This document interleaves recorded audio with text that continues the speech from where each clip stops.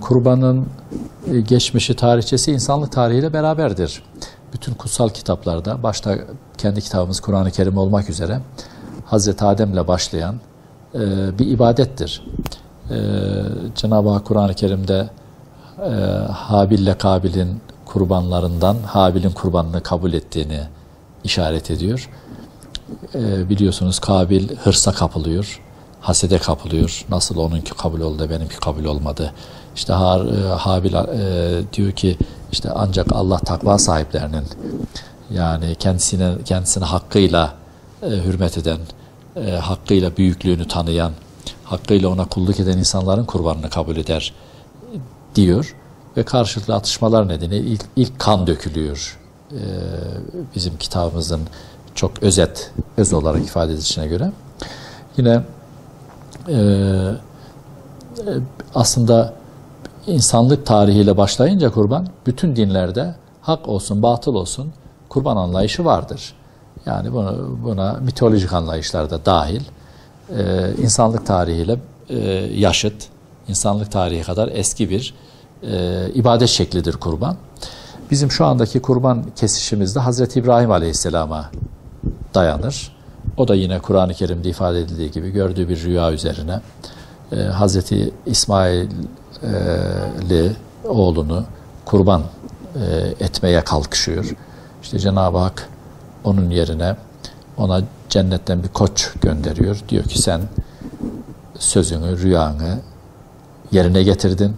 Sen imtihanı kazandın. Allah seni oğlunla imtihan ettiydi. Kazandın. Hazreti İsmail'i de babasının emriyle, babasının arzu isteğiyle imtihan etti. O da kazandı.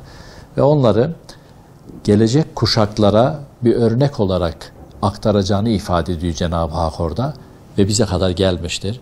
Peygamberimiz Aleyhisselatü Vesselam özellikle hicret ettikten sonra, Medine-i Münevvere'ye geldikten sonra Hazreti İbrahim Aleyhisselam'ın bu sünnetini, bu yolunu yeniden ihya ederek günümüzdeki kurban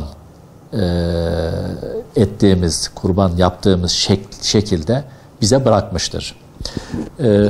Bizim mezhebimizde, Hanefi mezhebinde vaciptir. Şafii mezhebinde sünnet-i müekkede şeklinde anılıyor. Ama kurban Peygamberimizin de ifadesiyle gücü yeten herkesin bu vecibeyi yerine getirdiği bir ibadettir. Ve Allah'a yaklaşma anlamındadır. Kur'an-ı Kerim'de de birçok şekilde şey yapıyor, bunu ifade ediyor. Diyor ki kurbanın ne etleri ne kanları Allah'a ulaşır. Sizin o kurbana verdiğiniz kulluk niyetiniz, samimiyetiniz, takvanız, ihlasınız Allah'a ulaşır. Kurbanları kesin, fakire, fukaraya dağıtın, paylaşın, afiyetle yiyin. Allah'a ulaşacak olan takvanızı ve samimiyetinizi koruyun şeklindeki yorumlayabileceğimiz, ifade edebileceğimiz ilahi kelamda da kurbanların Allah'a ulaştırıcı, yakınlaştırıcı olduğu ifade edilmektedir. Yine Kur'an-ı Kerim'de de Hazreti İbrahim'in ifadesiyle "Kul inne salati ve nusuki ve mehyaya ve memati lillahi rabbil alemin la şerike leh" ila ahirine.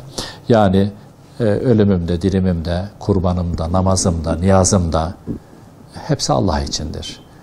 Ömrü, malı, mülkü veren Allah'tır. Ben de Allah'ın verdiğini Allah için harcıyorum. Allah için, Allah'ın emirleri doğrultusunda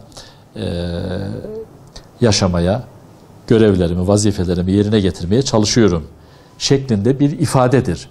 Onun için biz kurban keserken niyeti şöyle ederiz. Ya Rabbi, senin verdiğin bütün nimetlere karşılık hayatımı feda etmeyi isterim. Feda etmek yerindedir, sezadır. Ama sen bunu yasakladığın için benden bedel olarak kesmiş olduğum kurbanımı kabul eyle diye niyet ederiz, biliyorsunuz. Kurban bu yönüyle taabbüdi, yani bir ibadettir. Bunun hikmetleri vardır. Sosyal alanda ete kemiğe büründüğü şekli vardır.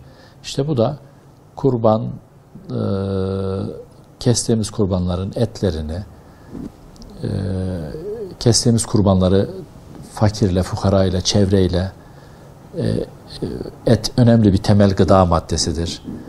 Bulamayanlar var, bunu kabul etmek lazım. Dünyanın bu ucunda, öbür ucunda senin bulman, benim bulmam mesele değil. Bütün din kardeşlerimizin, bütün insanlığın bunu bulması, bu temel ihtiyaçlarını temin etmesi önemlidir. Kurbanlarımızı onun için sadece et yemek için değil, paylaşmak için, yedirmek için değerlendirmeliyiz.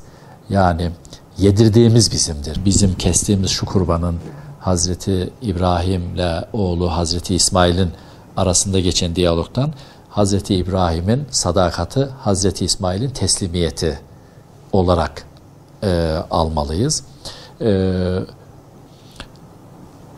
Bir de bunun için yapıyor Hazreti İbrahim Aleyhisselam? Allah'a verdiği sözden dolayı yapıyor. Ya Rabbi bana bir evlat verirsen onu senin yolunda kurban edeceğim, onu senin yoluna feda edeceğim şeklindeki bir ifadesi hatırlatılıyor rüyasında. Peygamberlerin rüyası rüyayı sadıkadır biliyorsunuz. Akaid bilgilerimizi şöyle bir yoklayacak olursak. Kurban ibadettir, samimiyettir, ihlastır, takvadır, Allah'a yakınlaşmadır ve kurban paylaşmadır. Kurban kardeşliğimizi, dirliğimizi, birliğimizi güçlendirmedir. Kurbanla gelen bayram zaten bizim iki büyük bayramımızdan biridir. Haçla ilintilidir, alakalıdır. Çünkü esas kurbanın farz olduğu Hazreti İbrahim yani kurbanın bize vecibe olarak gönderildi. Hazreti İbrahim Aleyhisselam'ın hatırasının yenilendiği yerler Mekke'dir, Mina'dır, Müzdelife'dir biliyorsunuz. Ve hac ibadeti de oralarda ifa edilmekte, yerine getirilmekte, eda edilmektedir. Onun için kurban ibadetiyle hac ibadeti iç içe girmiştir. Hacılarımız orada kurban keserler. Şükür kurbanları, hediye kurbanları. Biz de burada udhiye dediğimiz vacip kurbanlarımızı keseriz. Cenab-ı Hakk'a olan yakınlığımızı, takvamızı, samimiyetimizi ifade ederiz. Paylaşarak da bunun bir sosyal